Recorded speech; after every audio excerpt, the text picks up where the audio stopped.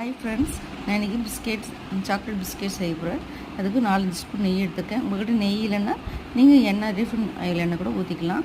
இது மைதா மாவு போட்டு நல்லா பிசைஞ்சுக்குங்க. மைதா மாவு இல்லை கோதுமை மாவு எது வந்தாலும் யூஸ் பண்ணிக்கலாம். நல்லா கோகோ பவுட்ரு ஒரு 4-5 ஸ்பூன் போட்டுக்கோங்க.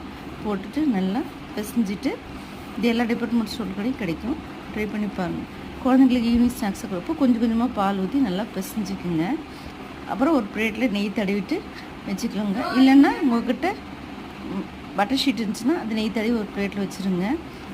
இப்போ சின்ன சின்ன பால்ஸ் எதுவுமே பண்ணி நான் டேரி மில்க் சாக்லேட்டை பொடியாக கட் பண்ணி வச்சுருக்கேன். உங்கள்கிட்ட இல்லைன்னா நீங்கள் வெறுமனே கூட அப்படியே பண்ணிக்கலாம். பிளேட்டில் தடவி வச்சுக்கோங்க.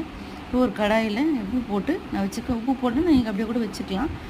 அதுக்கப்புறம் குட்டி குட்டியாக நம்ம செஞ்சு எல்லாம் ரெடி பண்ணிவிட்டு நம்ம ஒரு பிளேட்டில் வச்சு அந்த அனலில் வச்சு ஒரு 20 நிமிஷம் போல் நல்லா வேக வச்சு எடுத்திங்கன்னா உங்களுக்கு பிஸ்கெட் ரெடி ஆகும். நம்ம வீட்டிலே செஞ்ச மாதிரி இருக்கும், குழந்தைங்களுக்கு கொடுத்த மாதிரி.